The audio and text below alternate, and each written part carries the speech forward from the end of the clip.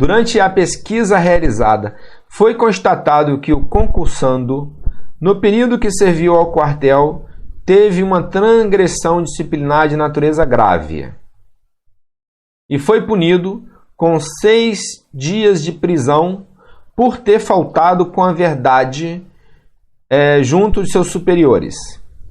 Ainda durante a entrevista pessoal, ficou-se sabendo que o candidato do concurso de formação de soldados não comprovou na data prevista ser possuidor de carteira nacional de habilitação para dirigir automóvel. Beleza, então ele foi reprovado por 2 motivos. A questão de habilitação, esse aqui é um concurso de 2010, então naquela época o candidato que não tinha habilitação era reprovado. Antes de entrar, ele era reprovado, ele tinha que ter habilitação. A PM exigia isso antes dele tomar posse, né? Dele entrar no curso de formação. Então reprovou ele por esse motivo, mas não é o que não é o foco aqui não. Então o motivo da reprovação vou ler de novo. No período em que serviu ao quartel, teve uma transgressão disciplinar de natureza grave e foi punido com 6 dias de prisão por ter faltado com a verdade junto de seus superiores. Então a punição desse rapaz foi justamente ele ter faltado com a verdade. Tem que ver o contexto. Então, nesse caso, ele fez um recurso administrativo e não resolveu, nos procurou e nós fizemos uma ação judicial. Nessa ação judicial, a gente fez vários argumentos. Qual dos argumentos? Um deles é que apesar do edital constar 5 anos, esse candidato tinha sido reprovado tinha sido punido há mais de 5 anos. E existe uma regra dentro do direito chamado de non bis in idem. Ou seja, não pode haver uma punição pelo mesmo fato. Tudo bem, são coisas distintas, mas a gente, como advogado, a gente utiliza vários princípios, várias regras para poder mostrar. Além disso, para poder mostrar o direito do candidato, né? Além disso, existe o que a gente chama de imperpetuatio impejus, ou seja, a punição dele está se perpetuando ao longo do tempo e está prejudicando ele. Não pode uma coisa que aconteceu há tanto tempo atrás ser penalizado. Então a gente vem utilizando institutos jurídicos para poder mostrar aqui que o candidato não pode ser penalizado. Fizemos aí todo um procedimento judicial. O ideal é que esse candidato tivesse feito esse procedimento pela via administrativa. Eu sempre venho falando com o pessoal que nos acompanha nas redes sociais e que me pergunta, eu falo, gente, vamos usar os recursos administrativos. Agora, nos recursos administrativos, o avaliador, o chefe do CRSP, o sargento ou o oficial que vai avaliar o seu recurso, ele não quer saber termos jurídicos. Ele quer saber o seguinte, conta aí, da forma mais simples e objetiva, o porquê que você merece ser aprovado. É isso que ela quer saber, tá? E aí você vai juntar no seu recurso administrativo o máximo de provas, testemunhos, o que for. É o que a gente faz na justiça. Então, ele aí não conseguiu resolver isso, a gente foi para a justiça. Já na justiça, a gente usa todos os argumentos, todos os termos, né, que são necessários aí. Além disso, a gente junta todas essas provas. Então, isso é uma sentença. O que é sentença? Sentença é o termo onde o juiz decide sobre um determinado assunto. Então, a gente botou a ação na justiça e o juiz fez lá a análise dele, analisando o que nós falamos, analisando o que o Estado falou, as provas todas, ele chegou a alguma conclusão. Então, estou trazendo para vocês aqui isso. Diz assim, presente mandado, eu entrei com mandado de segurança, tá? O presente mandado de segurança apresenta 2 causas de pedir. Uma, a ausência de carteira de habilitação.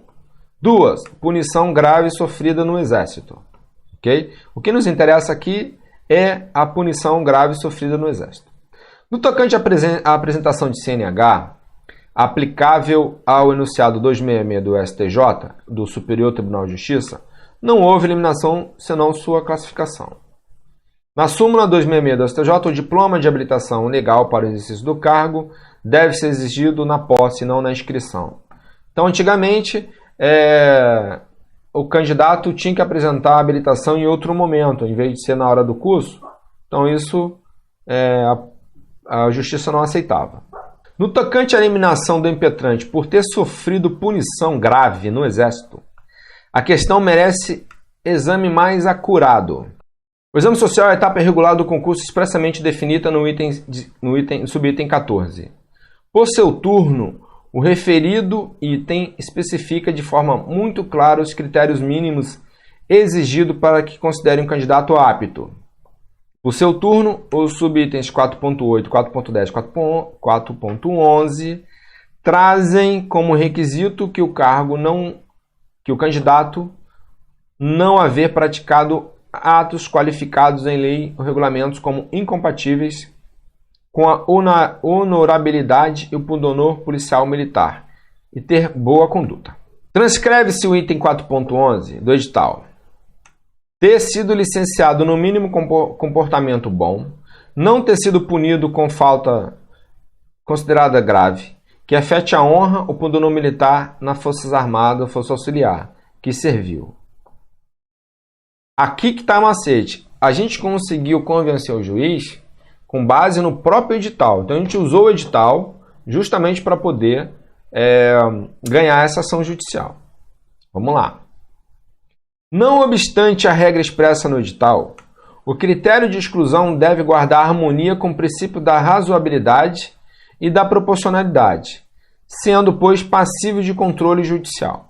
Nas hipóteses dos autos do processo, os documentos de folhas 43 revela que, não obstante a pena de prisão de 6 dias, o impetrante teve o comportamento considerado bom, não parecendo ao juízo que a falta cometida ter faltado com a verdade, com cabo da guarda e ainda ter mostrado falta de interesse durante a execução do serviço, afete a honra ou pundonor militar.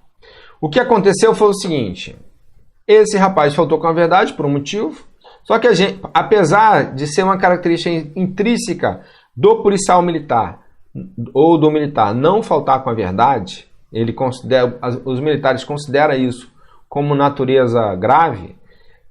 Dentro do contexto, dentro da prática do caso em si, o juiz entendeu, através dos argumentos que a gente apresentou, o juiz entendeu que ter faltado com a verdade na situação ali não foi uma conduta de natureza grave.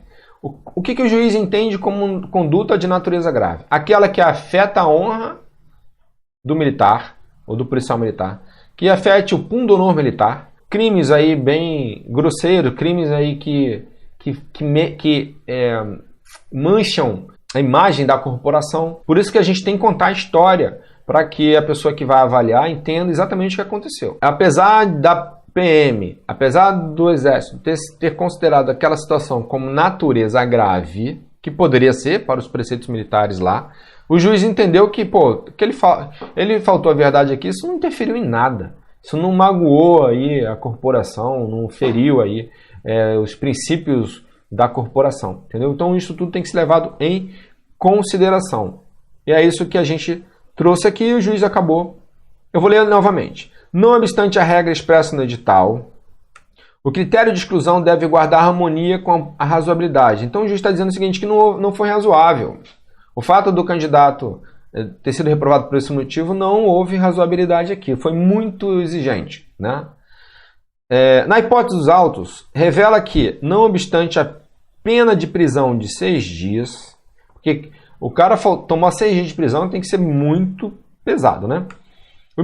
O impetrante teve o comportamento considerado bom, ou seja, ele saiu, apesar de ele ter sido punido com 6 dias, ele saiu da instituição com um comportamento bom. Se vocês se recordarem lá no regulamento disciplinar da Polícia Militar, eu relacionei lá o comportamento excepcional, o comportamento ótimo, comportamento bom, o comportamento insuficiente e o comportamento mau. Quem toma punição de 6 dias, se ele está no comportamento bom, automaticamente ele vai cair para o insuficiente. Foram 6 dias, ele vai cair para o insuficiente, né? Veja só, se esse militar, ele caiu, estava no insuficiente, e ele foi licenciado, ele saiu da instituição com 6 anos de serviço, no comportamento bom, é sinal que ele melhorou o comportamento dele dentro da própria instituição. Então isso foi uma situação que a gente apresentou também no processo. Então a gente entendeu, mostrou o seguinte: excelência, dentro do Exército ele conseguiu inclusive recuperar, tanto é que ele saiu no comportamento bom. Então foi uma história toda que a gente contou para poder mostrar isso, né? Então vamos lá, o impetrante teve comportamento bom, não parecendo ao juízo que a falta cometida ter faltado com a verdade afete a honra ou pudor militar. Então, que o juiz diz o seguinte: apesar de ter sido uma punição de natureza grave, ter tomado 6 dias de prisão, isso não afetou o pudor militar. Então, se ele tomou uma punição de natureza grave e não afetou a honra nem o pudor militar, é sinal que ele não poderia ser reprovado.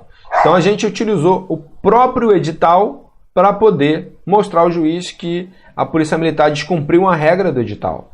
Então a gente mostrou o seguinte: ele faltou com a verdade, tá? Mas esse faltar com a verdade não é analisado de uma forma absoluta. Então, dependendo do contexto, faltar com a verdade não quer dizer que afeta a honra ao pudor militar.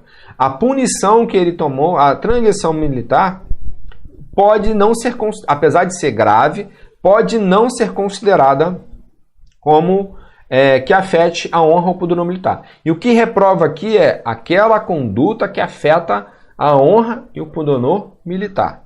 A sentença diz: assim, considerando que da leitura do edital compreende-se que a falta deve ser grave, que afete a honra e o pudor militar, não demonstradas essas últimas qualidades, impõe-se reconhecer a reprovação do impetrante se deu de forma contrária às regras do edital, sendo, portanto, ilegal. Então a gente mostrou aqui o seguinte, que houve uma ilegalidade na reprovação. Por quê? Porque a faltar com a verdade, né, a transgressão militar que esse candidato cometeu, ela não afetou a honra nem o pudor militar. E aqui no final, ó, julgo procedente o pedido, concedendo a segurança para anular o ato de reprovação do impetrante, determinando a participação nas demais etapas do concurso. Olha, foi em 2015, esse candidato já é policial militar há muito tempo.